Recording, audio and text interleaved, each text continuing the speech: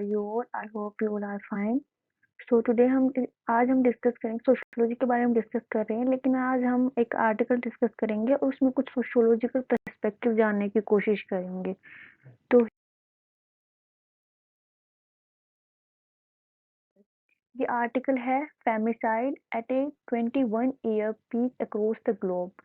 In India, dowry-related reason continue to be leading case of femicide.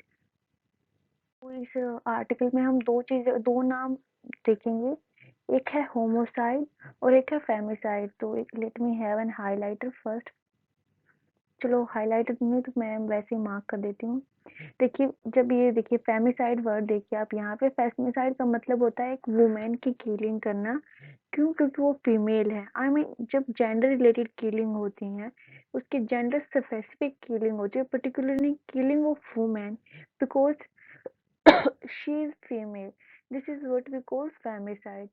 और एक दूसरा word हम देखेंगे होमिसाइड। होमिसाइड का मतलब होता है एक पर्सन जब दूसरे पर्सन को किल करता है, दैट इज होमोसाइड। तो दो वर्ड हो गए, हमने देखा फेमिसाइड और होमिसाइड। ठीक है, तो ये जो आर्टिकल है इसमें क्या है कि फेमिसाइड है at a 20-year peak across the globe. तो यहाँ पे जितने भी ये ग्राफ दिखाए गए, एक बार आप उनको देख ले। Women in the crosshair, देखो the data for the chart was sourced from the report title gender related killing of women and girl femicide published by the United Nation office on drug and crime and UN women. देखो जब chart 1 की बात करें, जो इसमें सब बताया गया है वो यही बताया गया है जो चार्ट में डेटा शो किया गया है। देखो जब चार्ट आप 1 देखते हैं तो ये इसमें डेटा है, the chart show the year wise intentional murder of women and girl across the globe for gender related reason. जब आप इंटेंशनली या जब एक वुमेन या फिर गर्ल को इंटेंशनली मतलब आपकी इंटेंशन है जब उसको किल किया जाता है only because of the gender, ये उसका डेटा है। 2022 में जो फेमिसाइड था वो the highest in the past 2 decade. देखिए जैसे अगर आप ये देखो 2000 से लेके 2012 तक का डेटा देखेंगे तो देखो पहले यहाँ पर इतना था ये डेटा, फिर बाद में रिड्यूस हो जाता फेमिसाइड, अभी भी आगे भी रिड्यूस ही हुआ है और यहाँ पर बिल्कुल देखिए कितना लोवेस्ट था, फिर अचानक से इंक्रीज होना स्टार्ट हो गया। ये पता नहीं क्यों इंक्रीज होना स्टार्ट हो गया, एंड फिर देखो यहाँ पे फिर ये रिड्यूस होने पर फिर अचानक से फिर इंक्रीज हो गया। और आप देखेंगे कि 2022 में ये पीक पे है। आई मीन पहले आप पिछले 2 डिकेड देख लें, उसमें उतना नहीं था जितना अब ये 88,900 इतने केसेस है फेमिसाइड के 2022 में है सिर्फ ये। ठीक है, इसके अलावा the chart show male and female share of homicide victim in general. Victim of homicide worldwide to be man और बॉयज। तो देखो जब आप होमोसाइड का देखते हैं ना कि मतलब कि एक पर्सन जब दूसरे पर्सन को किल करता है, वो वाला डेटा देखेंगे तो लगभग आपको 80% उसमें मैन मिलेंगे, यानी कि मेल्स की किलिंग होती है जब one person killing another person, और फीमेल मिलेंगी 20%। यानी कि जब आप जेंडर स्पेसिफिक किलिंग नहीं कर रहे, इंटेंशनली इंटेंशन होके कि भाई आप एक जेंडर वुमेन से इसलिए आप उनकी किल कर दो। अगर दूसरा डेटा देखें ना कि भाई आप एक पर्सन को दूसरे पर्सन किल कर रहा है, बस वो वाला डेटा देखे तो उस केस में मैन ज़्यादा प्रोन है उस डेटा से और वुमेन जस्ट 20%, राइट। जब आप हम थर्ड चार्ट की बात करते हैं, थर्ड चार्ट क्या रिप्रेजेंट करता है? The chart show the share of intimate partner या फिर family related homicide among all female and male homicide. So women में जो है वो 55% है एंड मैन में वो 12% है। देखिए अभी हमने वो अबाउ डेटा देखा, इससे इसका मतलब ये नहीं है कि मैन की किलिंग नहीं हो रही है होमोसाइड में। मतलब एक पर्सन दूसरे पर्सन को किल कर रहा है तो मैन उसके लगभग 80% उसमें मैन आते हैं एंड 20% वुमेन आती है। लेकिन अगर आप देखेंगे ना कि जो होमोसाइड के केस हैं उनमें जो घर के जैसे या तो इंटीमेट पार्टनर हो या फैमिली रिलेटेड फैमिली पर्सन हो, उसमें जो ज्यादा वो है वो वुमेन्स के केस में ज्यादा है। यानी कि जो घर के लोग हैं या फिर जो इंटीमेट पार्टनर है, women more prone to them. They are more dangerous to women than in comparison to other outsider. So अगर आप फैमिली मेंबर या जो क्लोज पीपल हैं उनकी बात करें तो मैन के केस में बहुत कम होता है कि क्लोज पीपल, या वो सिर्फ 12% केसेस में ऐसा होगा कि जो क्लोज पीपल या फैमिली मेंबर की लिंक बिहाइंड हो। लेकिन अगर वुमेन की बात देखें तो ज़्यादा वुमेन जो खतरे में है वो फैमिली या जो इंटीमेट पार्टनर हैं उनके उससे हैं। तो ये आप डेटा देख सकते हैं, लगभग जो 55% अगर होमोसाइड होते भी हैं तो उसमें से जो 55, मान लो अगर 100 वुमेन्स का होमोसाइड हुआ है तो उसमें से 55 या तो फैमिली मेंबर थे या इंटीमेट पार्टनर था। जबकि अगर होमोसाइड में फैमिली मेंबर, अगर मेल के केस में देखा जाए तो लगभग 12 लोग ही फैमिली मेंबर हो सकते हैं, अदर इज द आउटसाइडर। तो इससे आपको जनरल रिप्रेजेंटेशन होता है कि फेमिसाइड इंक्रीज हुआ है 2022 में। पिछले 2 डिकेड्स के अगर हम डेटा देखें तो 2022 में सबसे ज़्यादा फेमिसाइड हुए हैं, पहली बात। दूसरी बात, जब हम देखते हैं होमोसाइड में मैन ज़्यादा वनरेबल है इस कैटेगरी में। 80% वो होमोसाइड में मैन के वो हैं, मतलब 20% ही वुमेन आती है होमोसाइड में। लेकिन अगर आप ये देखें ना कि होमोसाइड में फैमिली मेंबर ने किसको, फैमिली मेंबर से हार्म कौन ज़्यादा होता है, तो आप पाएंगे कि वुमेन ज़्यादा वल्नरेबल है इस कैटेगरी में कि फैमिली मेंबर से कौन ज़्यादा हार्म होता है।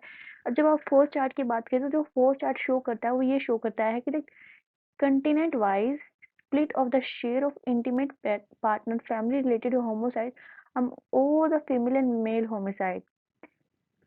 देखो ये क्या है कि chart show that continent wise split of share of intimate partner homicide family related homicide among, देखो, family female partner and family related homicide as a percentage of all the female homicide and male part. देखो इसमें यही बताया गया, अगर आप Africa में देखें कि अगर होमोसाइड की जब हम बात करते हैं तो अफ्रीका में लगभग जो वुमेन्स है ना, अगर 100 लोगों की बात करें तो वुमेन्स का होमोसाइड करने में लगभग 59%, यानी कि 60 के करीब लोग फैमिली से ही होते हैं या इंटीमेट पार्टनर ही होते हैं। वही जब अमेरिका में बात करते हैं तो फैमिली मेंबर या फिर इंटीमेट पार्टनर जो वुमेन के होमोसाइड के पीछे होते हैं वो 54% होते हैं।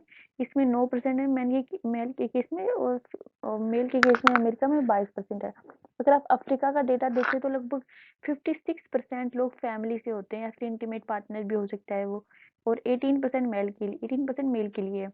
अगर आप यूरोप में देखें तो 51% फैमिली मेंबर होंगे या वही होंगे इंटीमेट पार्टनर होंगे वुमेन के होमिसाइड के पीछे, और मेल में वही डेटा 18% है। और अगर आप ओशियाना में देखें तो यहाँ पे सबसे ज़्यादा डेटा है कि 60% जो वो फीमेल होमोसाइड है उसके पीछे क्या होते हैं, फैमिली मेंबर्स होते हैं, जो रिलेटिव्स होते हैं। 24% मेल के केस में ओशियाना की स्थिति और भी ज़्यादा खराब है। अगर आप चार्ट फिफ्थ में देखें तो chart show that the number of gender related death in India between 16 to 21 and the reason behind it. देखो रीजन क्या क्या हो सकते हैं, या तो ऑनर किलिंग हो। देखो ऑनर किलिंग का मतलब क्या होता है कि सपोज करो यूपी में एक केस हुआ था कि a girl choose partner for herself but he was from another caste. तो हर फैमिली मेंबर उसका गला ही काट देते हैं उसके family member. what is this honor killing? I mean, yours honor is depend on someone else. Why don't you earn some respect by yourself? Why don't you earn your name by yourself? And why your name is so vulnerable that if someone else do something, you will lose your all the respect and something all the stuff. What kind of mentality is this? Who knows? तो honor killing का मतलब होता है कि ये तो हर जगह ही होता है कि when you choose partner from another caste or another religion, you are you are prone to threats. Okay, honor killing हो गया। Murder related to witchcraft, accusation, and आप ये अगर नेक्स्ट देखेंगे तो नेक्स्ट है मर्डर रिलेटेड टू डोरी motives. ठीक है, जो दहेज वगैरह लिया जाता है। इसके अलावा जब आप देखेंगे dowry death as per section 304B of the Indian penal code, तो इसमें डेटा दिया गया 2016 का। देखेंगे कहाँ गया पॉइंट, कहाँ गया, ये रहा। Okay okay, here is it. देखो 2016 का देखेंगे तो सबसे, अगर आप हाई डोरी की वजह से डेथ ज़्यादा हुई है। इसके अलावा जो मर्डर हुए हैं इसके सेकंड नंबर पे ये है, और थर्ड नंबर पे अगर आप देखेंगे तो ये रेड वाला सेक्शन कहाँ चल रहा है इसमें। तो आप ये डेटा भी देख सकते हैं कि डोरी से रिलेटेड जो डेथ है वो मोस्टली ज़्यादा ही है। अगर इसमें भी दिखाया गया है कि chart 5 show that the number of gender related death in India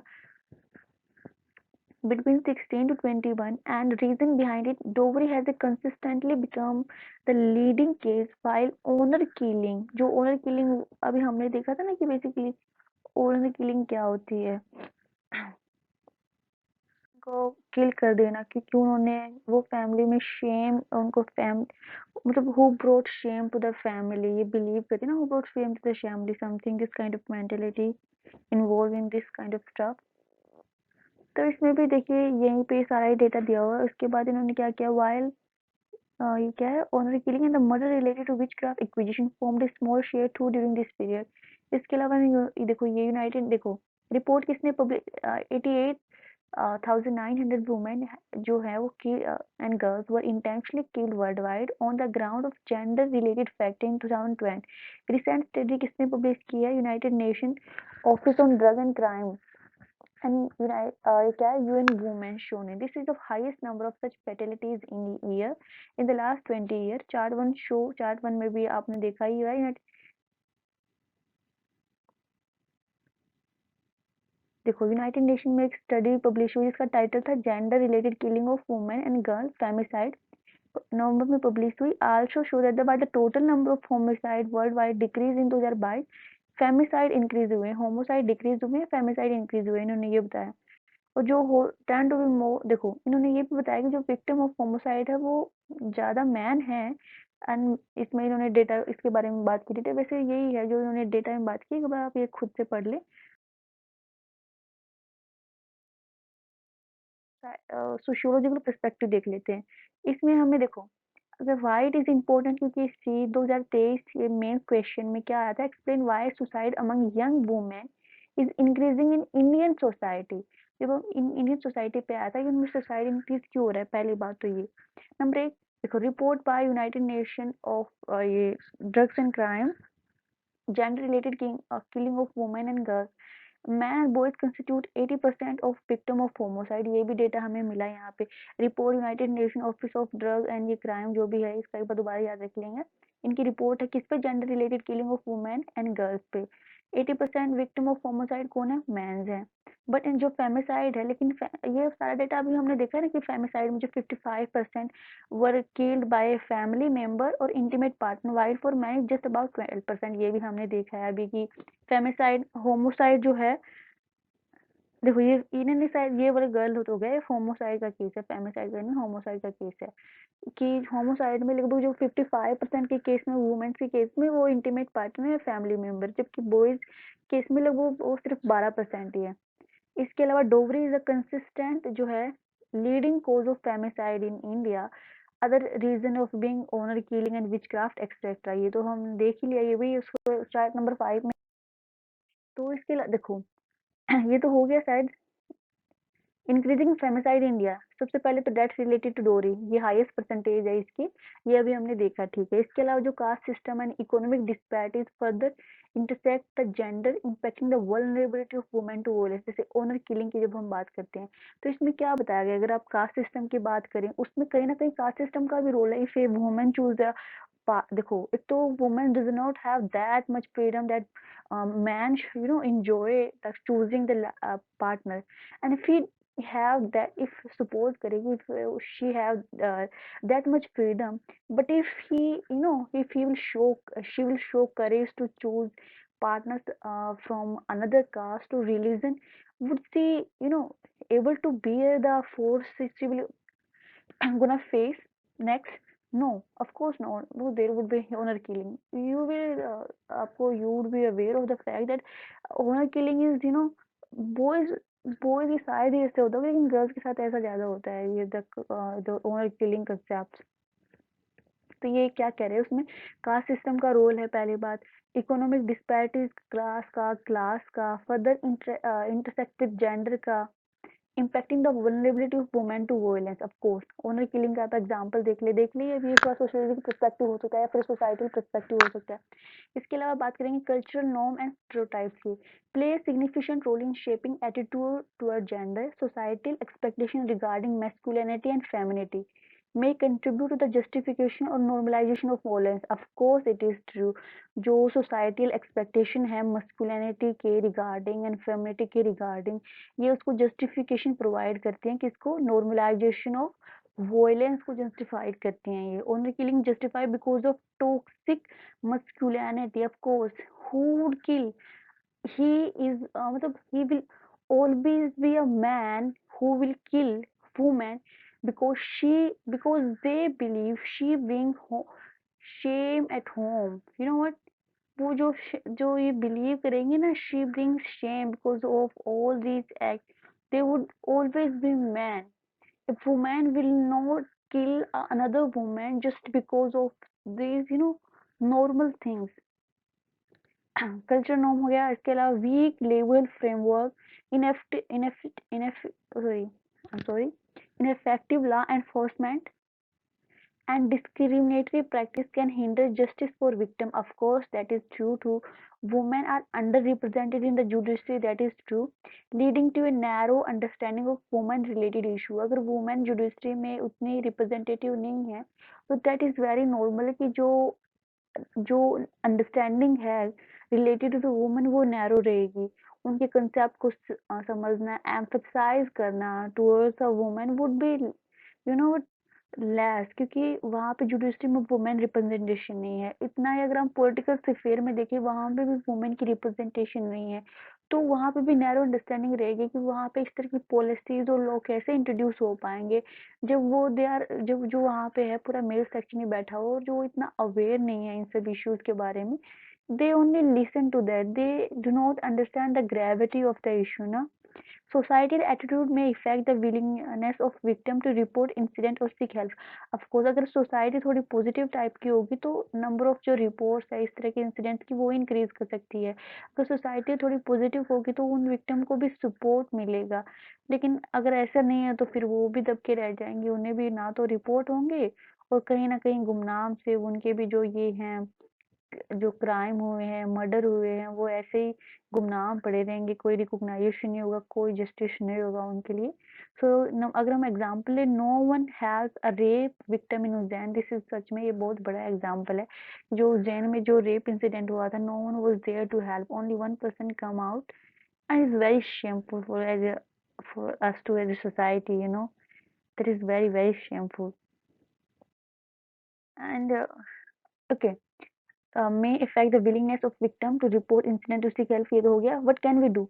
Activism and social awareness. Activism aim to shift societal norm and raise awareness about the systematic nature gender based version. देखो इसका मतलब क्या है कि हमें societal norm उसके थोड़ा सा चेंज करना होगा उनमें और अवेयरनेस को रेज करना होगा, अवेयरनेस इंक्रीज करनी होगी जो systematic nature of gender based violence है.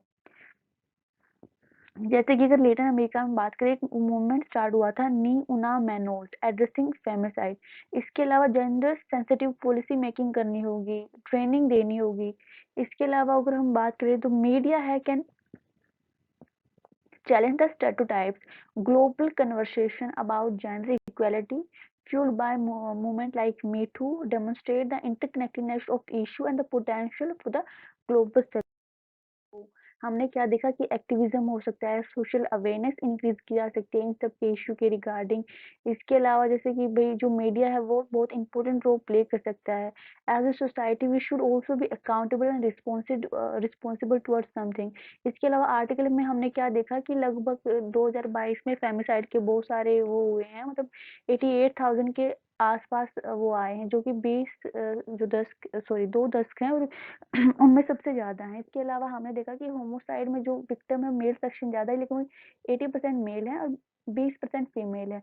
लेकिन जब हम होमोसाइड की बात करते हैं तो जो बेशक 20% है, लेकिन उनमें से जो जो विक्टिम है वो उसका जो मतलब जो किलिंग है वो किसके रिलेटेड है, या तो इंटीमेट पार्टनर से रिलेटेड है या फैमिली से रिलेटेड है. लगभग 55% केसेस में या तो जो वो होता है किलर होता है वो फैमिली मेंबर होगा, इंटीमेट पार्टनर होगा, जबकि मेल की कैसे ऐसा 12% ही है. जब हम इंडिया के बारे में देखते हैं तो डोवरी आज भी मेन इशू है जो फेमिसाइड का है, उसमें डेवरी सबसे ऊपर आता है. इसके अलावा ऑनर किलिंग, विचक्राफ्ट, इक्विजिशन ये सारे हैं, ये भी हमने देख लिया. तो थोड़ा सा पढ़ें. Thank you for listening. Good day.